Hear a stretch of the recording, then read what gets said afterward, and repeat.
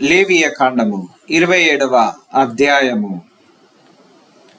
మరియు యెహోవా మోషేకు ఇలాగు సెలవిచ్చెను, నీవు ఇజ్రాయేలీలతో ఇట్లనము, ఒకడు విశేషమైన మొక్కుబడి చేసిన ఎడల నీవు నిర్ణయించిన వెల చొప్పున వారు యెహోవాకు దాన్ని చెల్లింపవలెను.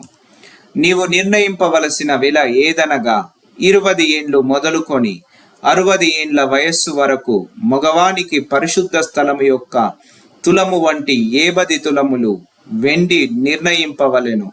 ఆడుదానికి 30 తులములు నిర్ణయింపవలెను. 5 ఏండ్లు మొదలుకొని 20 ఏండ్ల లోపలి వయస్సు గల మగవానికి 20 తులముల వెలను, ఆడుదానికి 10 తులముల వెలను నిర్ణయింపవలెను. 1 నెల మొదలుకొని 5 ఏండ్ల లోపలి వయస్సు గల మగవానికి 5 తులముల వెండి వెలను, ఆడుదానికి 3 తులముల వెండి వెలను నిర్ణయింపవలెను. 60 ఏండ్ల ప్రాయము దాటిన మగవానికి 15 తులముల వెలను, ఆడుదానికి 10 తులముల వెలను నిర్ణయింపవలెను. ఒకడు నీవు నిర్ణయించిన వెలను చెల్లింపలేనంత బీదవాడైన ఎడల అతడు యాజకుని ఎదుట నిలవవలెను.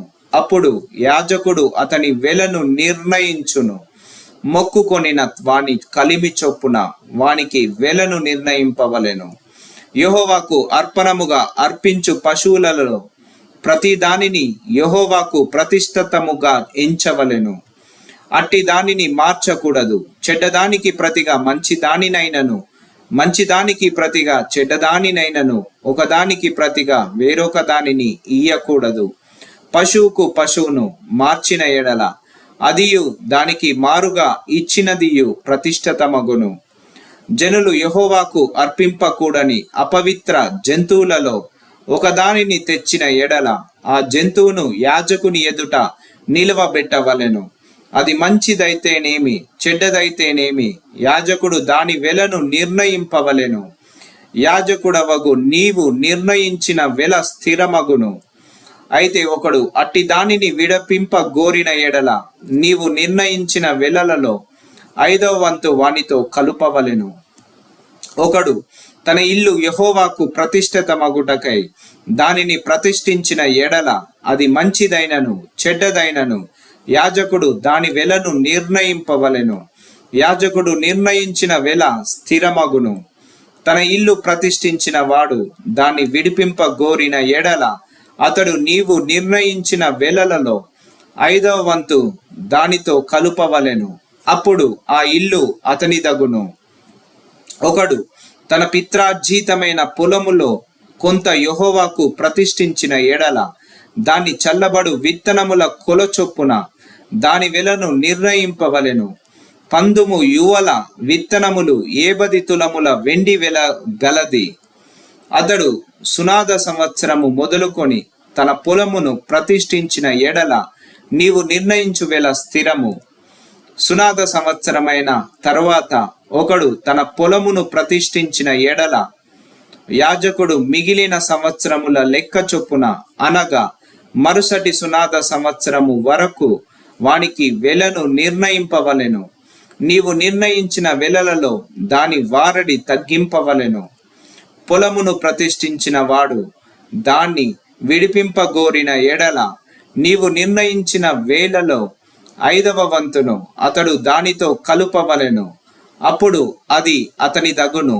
అతడు ఆ పొలమును విడిపింపని ఎడలను వేరొకని దాని అమ్మిన ఎడలను వారి ఎన్నటికి దాన్ని విడిపింప వీలు కాదు.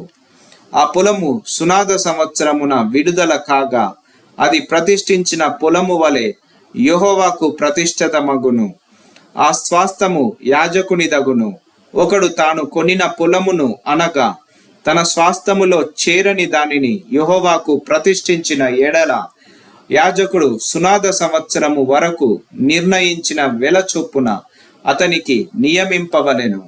ఆ దినమందే నీవు నిర్ణయించిన వెల మేర చొప్పున యెహోవాకు ప్రతిష్ఠితముగా దాన్ని చెల్లింపవలెను. సునాద సంవత్సరమున ఆ భూమి ఎవని పిత్రార్జితమైనదో వానికి అనగా ఆ పొలమును అమ్మిన వానికి అది తిరిగి రావలెను. నీ వెలలన్నీయు పరిశుద్ధ స్థలము యొక్క వెల చొప్పున నిర్ణయింపవలెను. ఒక తులము 20 చిన్నములు. అయితే జంతువులలో తొలిపిల్ల యెహోవాది గనుక ఎవడును దాన్ని ప్రతిష్ఠింపకూడదు. అది ఎద్దైననేమి, గొర్రె మేకల మందలోనేమి యెహోవాదగును. అది అపవిత్ర జంతువైన ఎడల వాడు నీవు నిర్ణయించు వెలలలో 5వ వంతు దానితో కలిపి దాన్ని విడిపింపవచ్చును.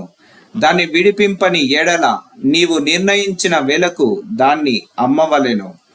అయితే మనుషులలో గాని జంతువులలో గాని స్వాస్థమైన పొలములలో గాని తనకు కలిగిన వాటన్నింటిలో దేనినైనను ఒకడు యెహోవాకు ప్రతిష్ఠించిన ఎడల ప్రతిష్ఠించిన దానిని అమ్మకూడదు, విడిపింపును కూడదు. ప్రతిష్ఠించిన సమస్తము యెహోవాకు అతి పరిశుద్ధముగా ఉండును. మనుష్యులు ప్రతిష్ఠించు వాటిలో దేనినైనను విడిపింపక హతము చేయవలెను. భూధాన్యములలోనేమి వృక్ష ఫలములలోనేమి భూఫలములన్నింటిలో 10వ భాగము యెహోవా సొమ్ము, అది యెహోవాకు ప్రతిష్ఠితమగును.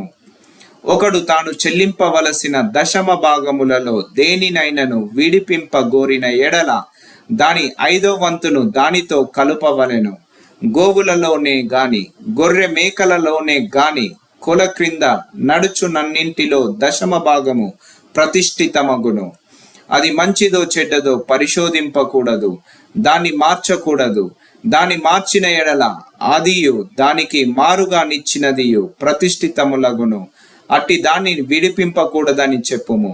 ఇది యెహోవా సినాయి కొండ మీద ఇశ్రాయేలీల కొరకు మోషేకు ఇచ్చిన ఆజ్ఞలు.